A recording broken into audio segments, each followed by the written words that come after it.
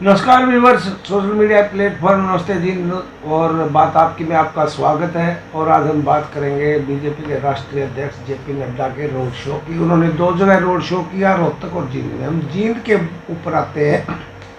यहाँ पर उन्होंने सभी पार्टियों पर, कांग्रेस से लेकर रीजनल पार्टियों पर बड़े बड़े घोटालों के आरोप जड़ते हुए सब कह दिया कि कांग्रेस ने कोयला घोटाला किया।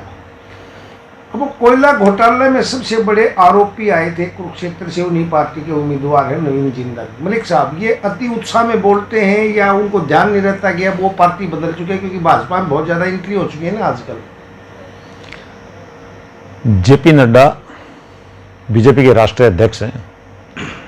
जींद के रोड शो में उन्होंने भ्रष्टाचार को मुद्दा बनाने का प्रयास किया।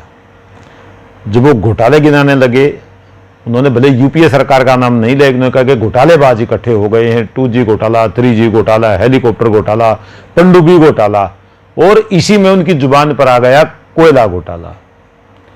अब कोयला घोटाला का नाम आता है तो सबसे पहले नाम आता है नवीन जिंदल का।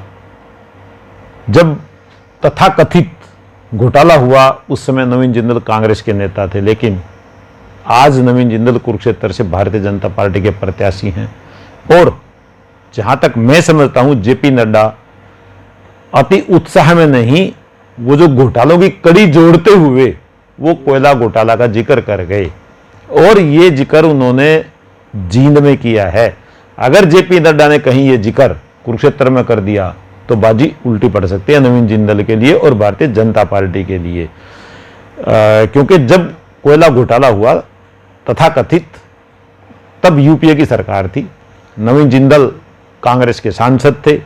अब नवीन जिंदल पाला बदल कर भारतीय जनता पार्टी में शामिल हो चुके हैं।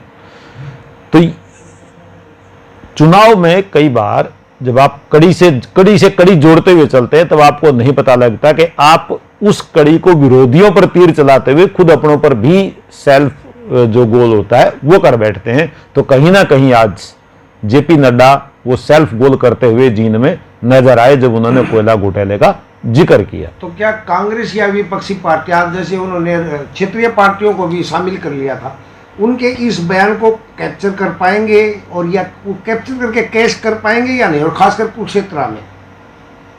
ये जो आज जेपी नड्डा ने जींद में कहा कोयला घोटाला, निश्चित रूप से आम आदमी पार्टी जो वहां पे इंडिया गठबंधन के उम्मीदवार आम आदमी पार्टी के सुशील गुप्ता और इनेलो के अभय सिंह चौटाला, वो इसको कुरुक्षेत्र में कैश करवा सकते हैं, करवाने का प्रयास निश्चित रूप से कर सकते हैं। क्योंकि विपक्ष आज बार बार ये कह रहा है कि जब कोई नेता दूसरे दल में होता है, विरोधी दल में होता है, तो वो घोटालेबाज होता है। जब वो भारतीय जनता पार्टी में शामिल हो जाता है तो कहते हैं कि एक ऐसी वॉशिंग मशीन है बीजेपी के पास के सारे घोटाले, सारे भ्रष्टाचार के दाग धोकर उसको पाक साफ कर देती है। तो इसको निश्चित रूप से जो नवीन जिंदल के विरोधी हैं वो कुरुक्षेत्र में इसको बहुत बड़ा मुद्दा नवीन जिंदल के खिलाफ बना सकते हैं। ये आज जींद में रोड शो हुआ, मोहन बड़ोली के पक्ष में हुआ, उस रोड शो को किस नज़र से देखते हैं आप? आज बीजेपी का जींद में जो रोड शो हुआ वो शहर के बाजारों के बीच से निकला, और उसमें भारतीय जनता पार्टी का जो कोर ग्रुप है, जो वर्कर हैं, जो पदाधिकारी हैं, वो खासे जोश में थे।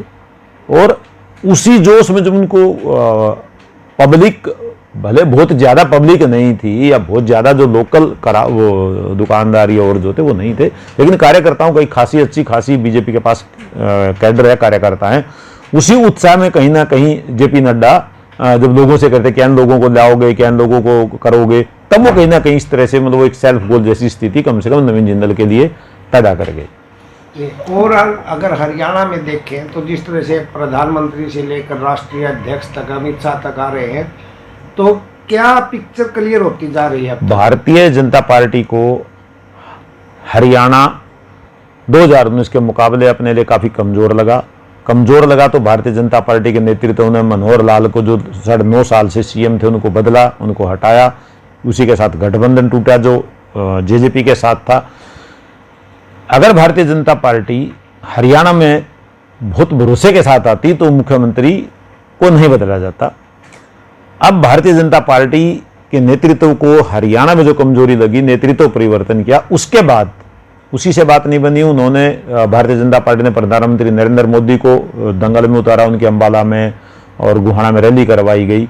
और अब जेपी नड्डा ने रोहतक में रोड शो किया, जींद में रोड शो किया, कहीं योगी आदित्यनाथ सिरसा में आते हैं, अमित शाह झज्जर में आते हैं।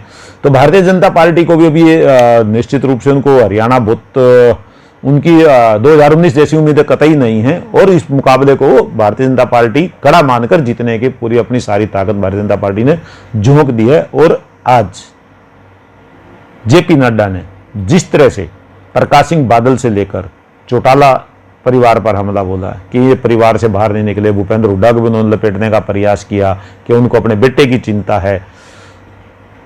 जिन दलों का उन्होंने नाम लिया उसमें अगर भूपेंद्र हुड्डा को छोड़ा ही नहीं, अगर उनको भूपेंद्र हुड्डा को छोड़ दिया जाए तो सुखबीर सिंह बादल और उनकी पार्टी अकाली दल कभी एनडीए का हिस्सा रही है। प्रकाश सिंह बादल के पैर प्रधानमंत्री नरेंद्र मोदी छूते थे। जहां तक चौटाला परिवार की बात की जाए तो चौटाला परिवार ने अतीत में बहुत बार भारतीय जनता पार्टी के साथ गठबंधन करके चुनाव लड़े हैं। 2019 में जब भारतीय जनता पार्टी बहुमत से दूर रह गई थी तब उसी चौटाला परिवार के नए उभरते चेहरे दुष्यंत चौटाला के 10 विधायकों के समर्थन से उन्होंने सरकार बनाई और वो सरकार और गठबंधन 4.5 साल तक चला। आप जिसकी आलोचना करते हैं 2 महीने पहले, 1.5 महीना पहले तक आप उसके साथ गठबंधन की सरकार चलाते हुए आ रहे हैं। तो कहीं ना कहीं अब भारतीय जनता पार्टी नेतृत्व या उसके शीर्ष जो अध्यक्ष हैं जेपी नड्डा, वो चीज़ों को ना जोड़ नहीं पाए जिस तरह से जोड़ना उनको चाहिए था। दर्शकों धन्यवाद। और अगली जो हम आपके सामने एक वीडियो लेकर आएंगे वो बहुत रोचक वीडियो होगी जो बताएगी कि हरियाणा में कौन सी ऐसी जगह है जो राजनीतिक दलों और उनके नेताओं के लिए अभागी साबित होती है। अभागी इन द मीन के उनको बहुत जब करते हैं तो बहुत पॉजिटिव सोच के जाते हैं, लेकिन जब रिजल्ट आते हैं बहुत नेगेटिव आते हैं। कल उसका जिक्र जरूर करेंगे। धन्यवाद।